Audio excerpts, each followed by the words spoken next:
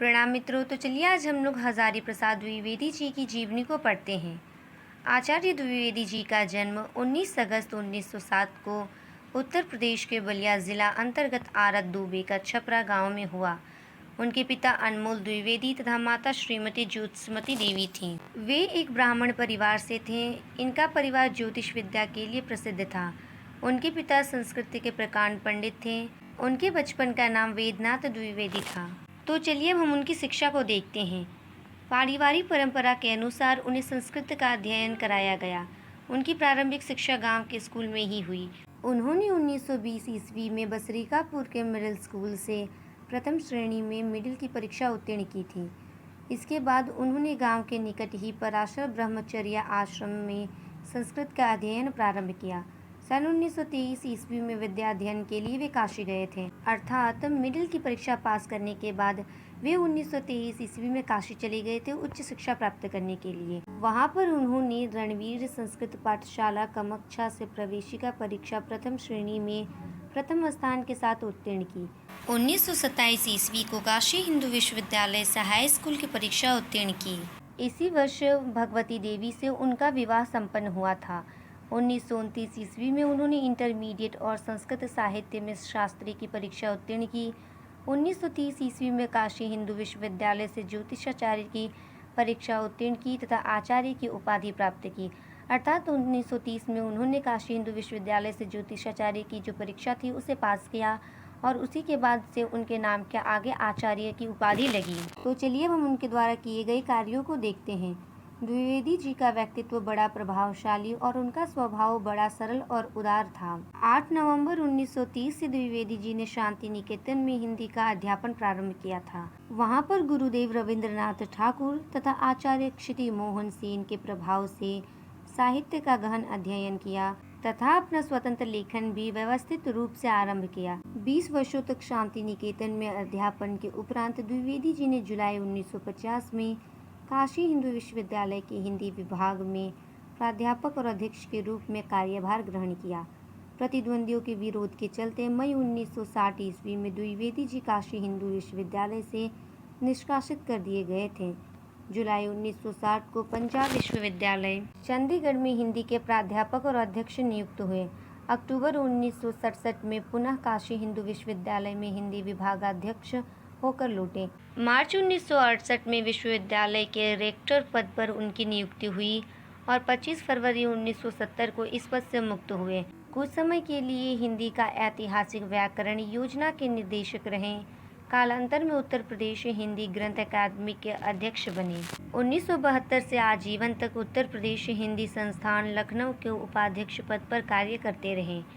कुछ समय तक उन्होंने भारत सरकार की हिंदी संबंधी योजनाओं का दायित्व ग्रहण किया था, अर्थात उन्होंने अपने जीवन में बहुत से महत्वपूर्ण कार्य किए हैं। उनकी मृत्यु 19 मई 1979 ईस्वी को ब्रेन ट्यूमर से दिल्ली में हुई थी। तो चलिए अब हम उनकी साहित्यिक विशेषताएं देखते हैं। आधुनिक युग के गद्यकारों में आचार्य हजारी प्रसाद द्विवेदी जी का श्रेष्ठ स्थान है। उनके निबंधों में संस्कृत, इतिहास, ज्योतिष और साहित्य की अखंड धारा प्रवाहित होती है। उनकी आलोचनात्मक कृतियों में विद्वता एवं अध्ययनशीलता पाई जाती है। द्विवेदी जी के उपन्यासों में विस्तृत व गंभीर अध्ययन व प्रतिभा का सामंजस्य मिलता है।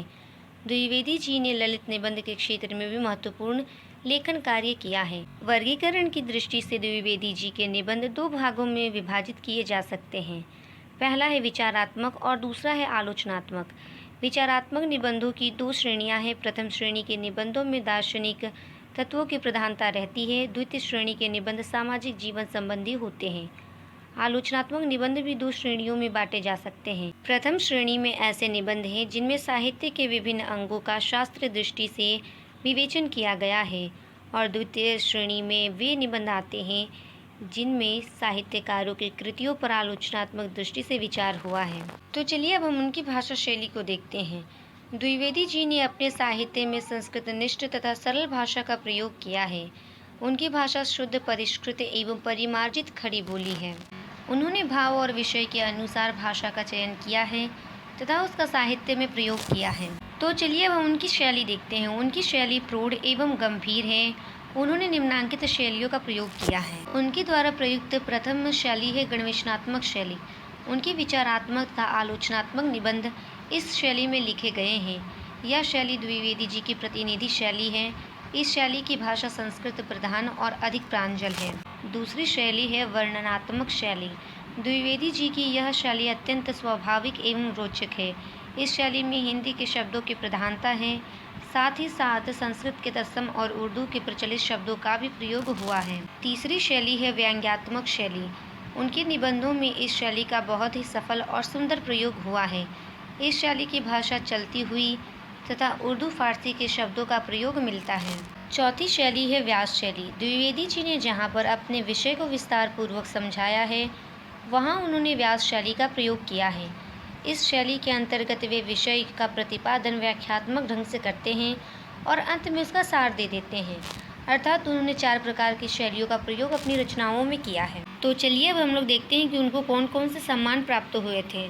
उनको साहित्य एवं शिक्षा के क्षेत्र में सन 1957 को पद्म भूषण से सम्मानित किया गया था।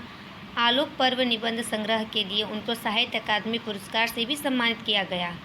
लखनऊ विश्वविद्यालय ने उनको सन 1949 ईस्वी में दिलीप की मानद उपाधि से सम्मानित किया। अर्थात तो उनको पद्म भूषण सम्मान साहित्य और शिक्षा के क्षेत्र में दिया गया था और उनका एक निबंध संग्रह है आलोक पर्व, उसके लिए उनको साहित्य अकादमी पुरस्कार से सम्मानित किया गया था। तो चलिए अब हम उनकी रचनाएं देखते हैं। पहला है आलोचनात्मक ग्रंथ। सूर साहित्य, हिंदी साहित्य की भूमिका, प्राचीन भारत के कलात्मक विनोद, कबीर, नाथ संप्रदाय, हिंदी साहित्य का आदिकाल, आधुनिक हिंदी साहित्य पर विचार, साहित्य का मर्म, मेघदूत एक पुरानी कहानी, लालित्य तत्व, साहित्य सहचर, कालिदास की लालित्य योजना, मध्यकालीन बोध का स्वरूप, हिंदी साहित्य का उद्भव और विकास, मृत्युंजय रविंद्र, सहज साधना, हिंदी साहित्य और अशोक के फूल, ये सभी उनके आलोचनात्मक ग्रंथ हैं। उनके निबंध संग्रह है अशोक के फूल, कल्पलता, मध्यकालीन धर्म साधना, विचार और वितर्क, विचार प्रवाह, कूटज और आलोक पर्व। आलोक पर्व निबंध संग्रह के लिए उन्हें साहित्य अकादमी पुरस्कार से सम्मानित किया गया था। उनके द्वारा रचित उपन्यास है बाण भट्ट की आत्मकथा, चारू चंद्रलेख, पुनर्नवा और अनाम दास का पोथा। उनके द्वारा संपादित कार्य है संक्षिप्त पृथ्वीराज रासो, संदेश रासक, सिख गुरुओं का पुण्य स्मरण और महापुरुषों का स्मरण।